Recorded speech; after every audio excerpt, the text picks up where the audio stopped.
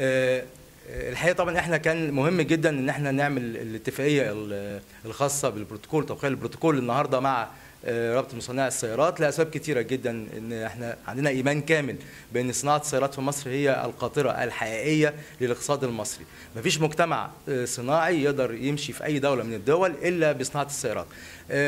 عايز اقول لكم على حاجه مهمه جدا، ان المانيا مشهوره بماركات، امريكا مشهوره بماركات معينه، يقول لك دي امريكاني، دي الماني، دي مثلا نقول دي سويدي، دي كذا، دي صيني، دي ياباني.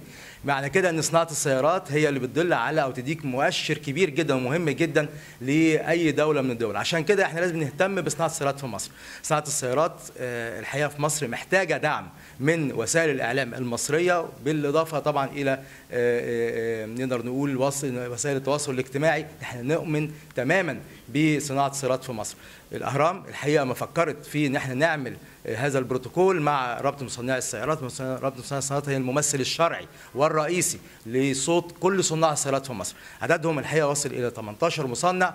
نتمنى طبعا ان توصل عدد او يوصل عدد مصنعي السيارات في مصر لاكثر من 18 عشان نقدر نقول للمسؤولين في مصر دول صوت صناعه السيارات في مصر محتاجين الدعم الكامل من الدولة، من نقول الاقتصاد، ان احنا نوفر لهم وسائل. مش هنقول ان احنا نوفر لهم العملة علشان يتنفسوا عشان يعيشوا، لا، احنا محتاجين توفير دعم اقتصادي لصناعة السيارات في مصر علشان التجويد، وعلشان ان هم يقدروا يدونا منتج جيد، بداية من المكون المحلي، نهاية من احنا نوصل إلى صناعة سيارة مصرية من خلال صناع السيارات في مصر. عشان كده احنا النهارده الحقيقة أما عرضنا الفكرة على سيادة اللي هو حسن سليمان رئيس الرابطة، الأستاذ فريد طبجي نائب رئيس الرابطة، الأستاذ خالد سعد أمين عام رابطة مصنعي السيارات، سيادة اللواء حسين مصطفى اللي هو طبعا المدير التنفيذي والمتحدث الرئيسي باسم رابطة مصنعي السيارات، كان في ترحيب كامل جدا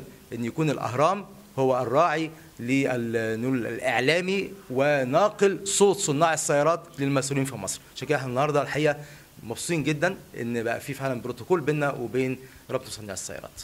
شكرا. العفو يا رب.